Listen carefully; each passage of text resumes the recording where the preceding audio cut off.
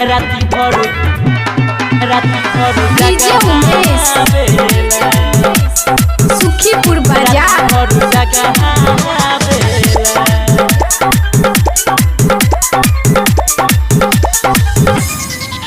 सखी सहिया जी हमर बहावे नादान चाटी चाटी के उंगली करे परेशान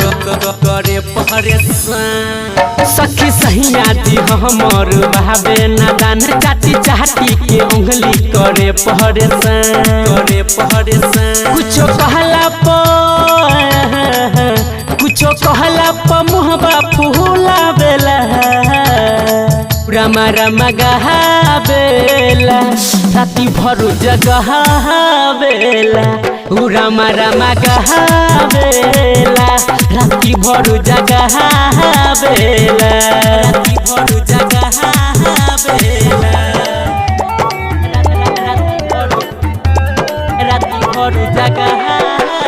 डीजे उमेश सुखीपुर बाजार। मैथिली रिकॉर्डिंग स्टूडियो खुटौना बाजार। कैसे बताई ओकरा बाटे न बुद्धि सुते के बाद करे गुदगुदी कैसे बताई ओकरा बाटे न बुद्धि सुते के बाद करे गुदगुदी रोज लहिका के जैसे कहरे डरामा जीवन कैसे के पार होई हमर हो राम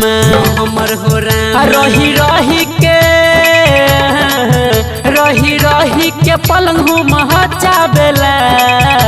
पूरा मारा मगहाबेला राती भर जगहाबेला पूरा मारा मगहाबेला राती भर जगहाबेला राती भर जगहाबेला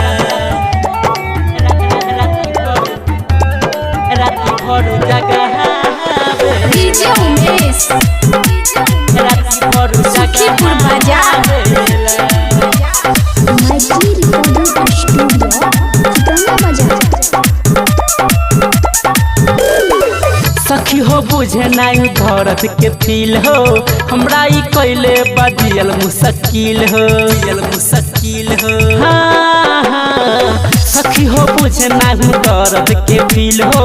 कैले हमर दियल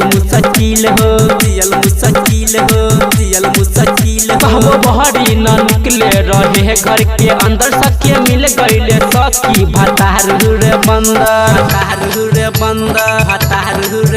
याद उमेश के रोज आबेला पूरा मारा मगहाबेला राती भर जगहाबेला पूरा मारा मगहाबेला